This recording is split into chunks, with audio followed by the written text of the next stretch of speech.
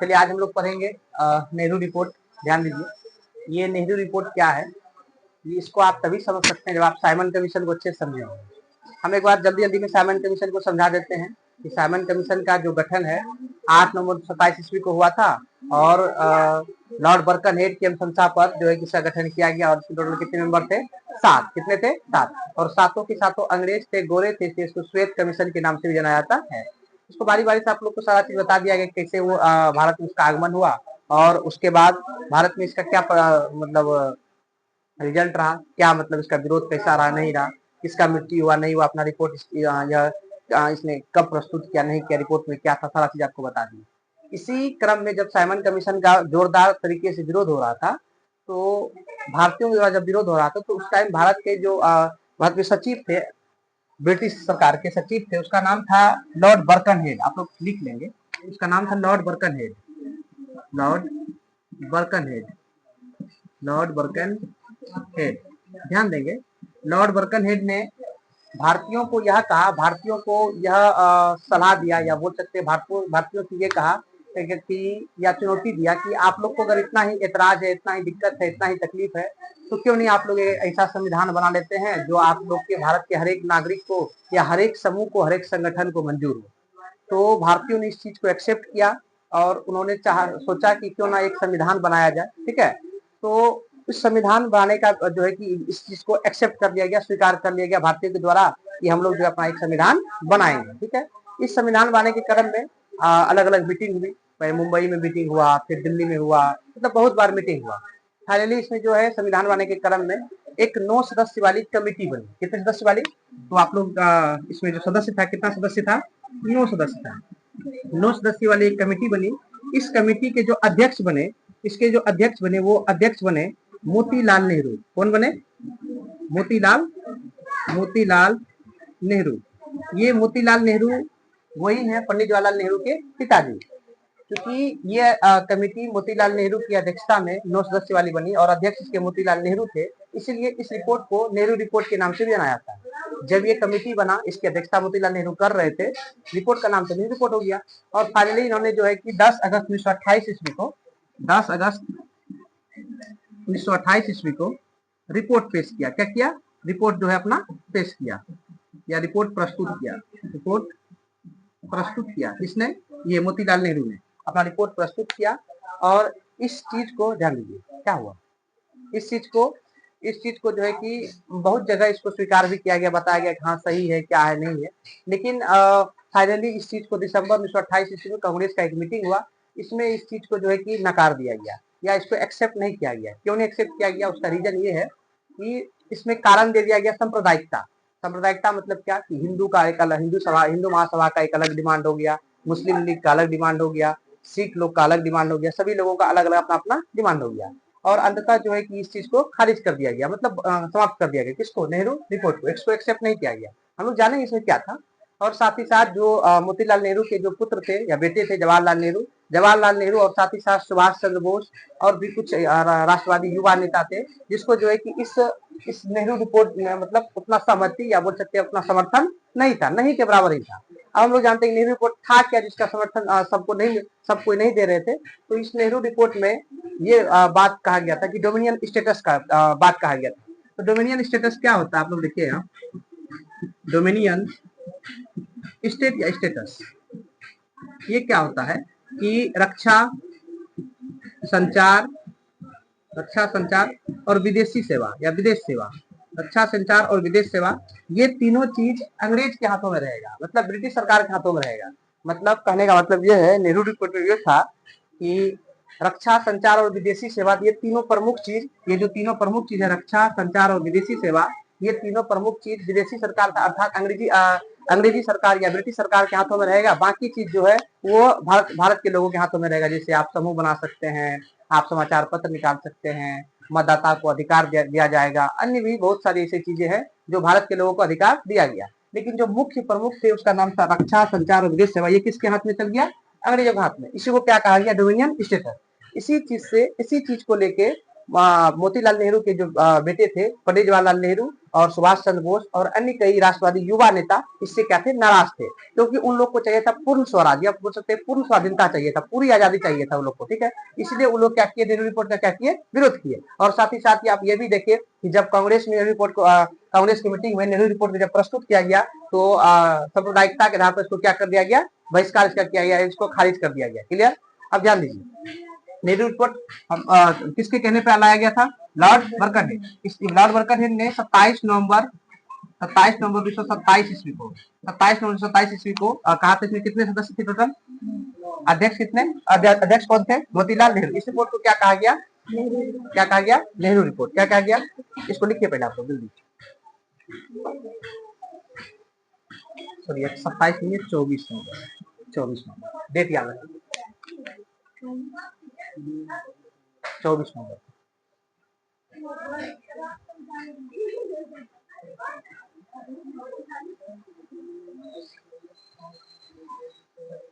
आप लोग नीचे से एक दो लाइन लिखेंगे कांग्रेस ने जब पहले लिखेंगे जो हम लिखा रहे हैं। कांग्रेस ने जब साइमन कमीशन का बहिष्कार करने का आह्वान किया, कांग्रेस ने जब साइमन कमीशन के बहिष्कार का आह्वान किया, कांग्रेस ने जब साइमन कमीशन के बहिष्कार का आह्वान किया, तब भारत सचिव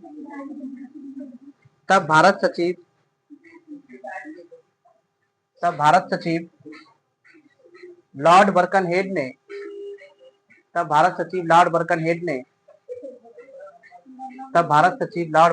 ने 24 नवंबर 24 याद रखिएगा, 24 नवंबर 1927 को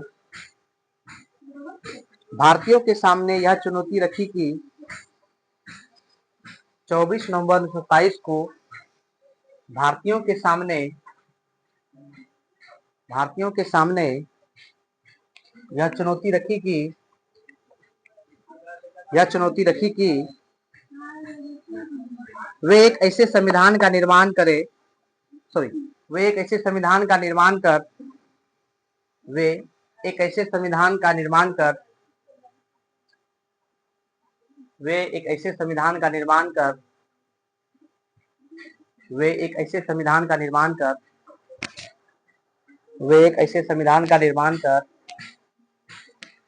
ब्रिटिश संसद के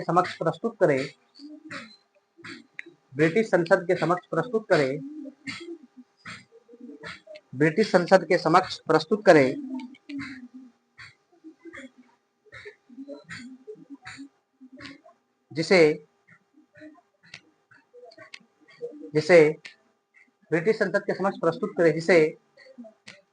सभी दलों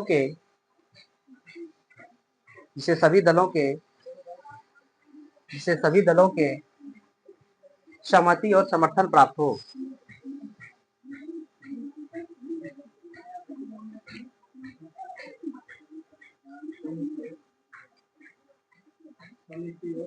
समर्थन और सहमति प्राप्त हो।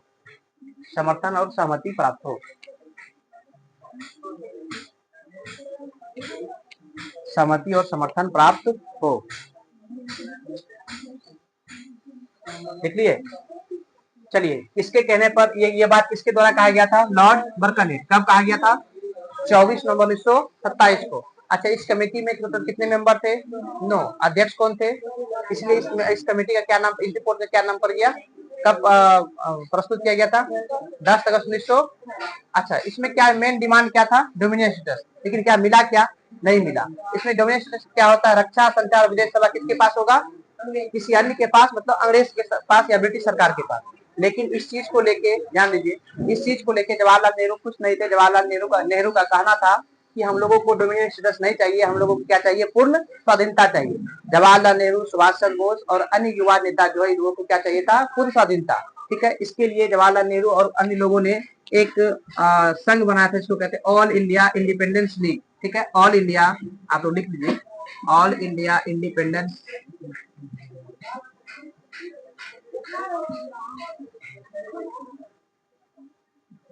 League, league. ठीक है, ये बनाया था नवंबर 1928 में। ये किसके द्वारा बनाया गया था? जवाहरलाल नेहरू के द्वारा। जवाहरलाल नेहरू के द्वारा ये बनाया गया था। क्यों बनाया गया था? जब उसको क्या चाहिए था? पूर्ण स्वाधीनता। जवाहरलाल नेहरू ने पूर्ण स्वाधीनता के लिए एक लीग बनाया था, जिस लीग का नाम था ऑल इंडिया इंडिपेंडेंस लीग। वो लीग बनाया गया था 1928 ईस्वी में।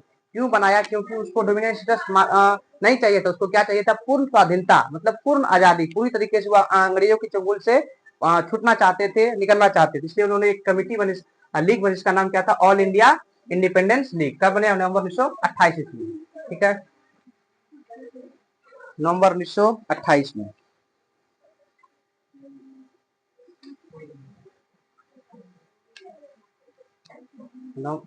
All India independence league.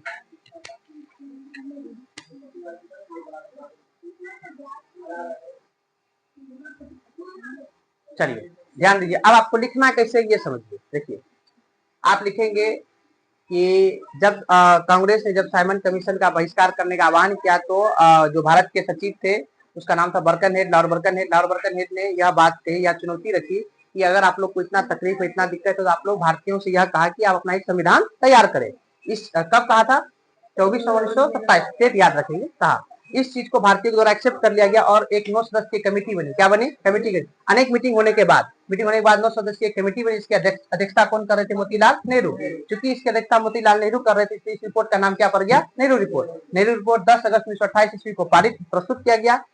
इसको बहुत जगह ये कहा गया कि हाँ सही है, सही है, बहुत जगह कहा गया, लेकिन फाइनली दिसंबर 1928 ईस्वी में, यहाँ लिख देते हैं हम, दिसंबर 1928 ईस्वी में जो कांग्रेस का जो मीटिंग हो रहा था, इस मीटिंग में क्या कर दिया गया? इसको खारिज कर दिया। खारिज इसलिए कर दिया गया, ध्यान सुनिए, यही लाइन इंपॉर्टेंट है। खारिज इसलिए कर दिया गया कि इसका कारण दिया गया सांप्रदायिकता। मतलब हर एक लोग, हिंदू महासभा के लोग अलग चीज चाहते थे, अलग उसका विचारधारा हो गया था, मुस्लिम लीग का अलग हो गया था, और जो सिख थे उसका अलग हो गया, सबका अपना अपना हो गया था। और इसका एक खारिज करने का एक रीजन और भी था कि सभी लोग इसके समर्थन में भी नहीं थे, क्योंकि सभी लोग का ये मानना नहीं, ये नहीं चाहना था कि हम लोग को क्या चाहिए? Dominion status. लोगों का चाहना था, हम लोग को क्या चाहिए? पूर्ण स्वाधीनता। इस पूर्ण स्वाधीनता में सबसे जो लीड रोल में व्यक्ति थे, उसका नाम था जवाहरलाल नेहरू और सुभाष चंद्र बोस और अन्य युवा व्यक्ति।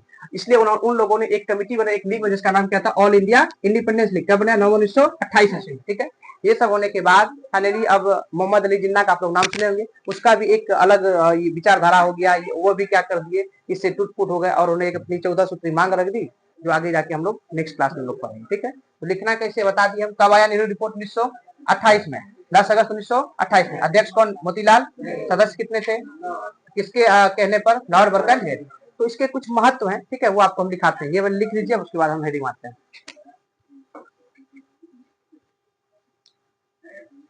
तो क्या लिख लिए हैं? देखिए, नेहरू रिपोर्ट के महत्व। नेहरू रिपोर्ट के महत्व।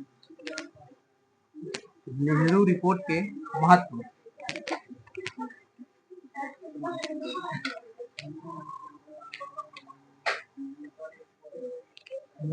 के महत्व।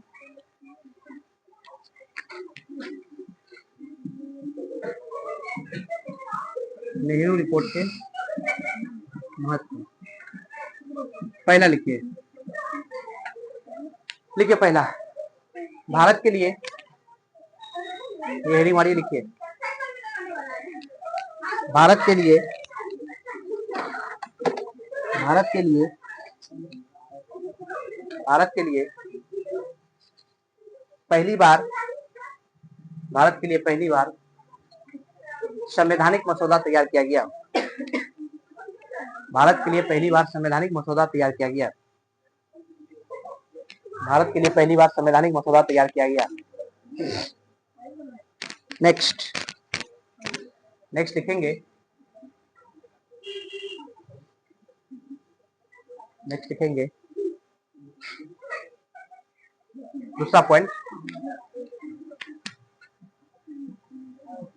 धर्मनिरपेक्ष राज्य की बात कही गई। धर्मनिरपेक्ष राज्य की बात कही गई। धर्मनिरपेक्ष राज्य की बात कही गई। पहली बार जब सेकुलरिज्म का बात आया था, इसी में आया था, याद रखेंगे। धर्मनिरपेक्ष की बात की गई। ठीक है, धर्मनिरपेक्ष की बात कही गई। तीसरा लिखेंगे सभी को समान अधिकार दिए गए नहीं, दिए जाने की बात कही गई। इसे लिखिए, सभी को समान अधिकार दिए जाने की बात कही गई। सभी को समान अधिकार दिए जाने की बात कही गई। सभी को समान अधिकार दिए जाने की बात कही गई। नेक्स्ट लिखेंगे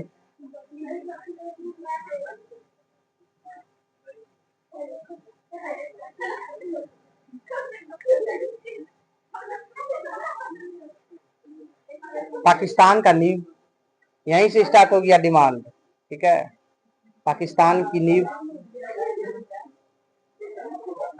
रखने की चर्चाएं, पाकिस्तान की नींव रखने की चर्चाएं, पाकिस्तान की नींव रखने की चर्चाएं, नींव रखने की चर्चाएं। नेक्स्ट, स्वराज से